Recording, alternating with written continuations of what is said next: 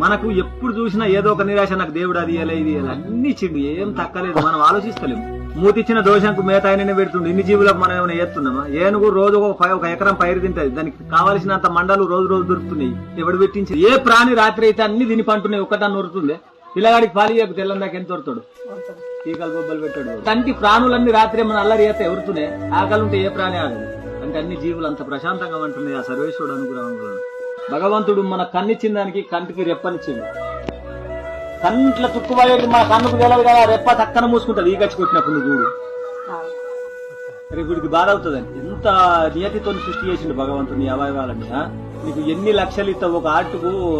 24 hours లబ్డబ్ డమ్మరకం వాయిస్తున్నాడు కదా, దానికి ఏం కడుతున్నావు? ఎంత ఫీజు ఇస్తావు? ప్రశాంతంగా బతకడానికి నేర్చుకోవాలా ఫస్ట్, సుఖపడాలా. అట్లా సుఖం అంటే మనశ్శాంతి సుఖం అన్నారు.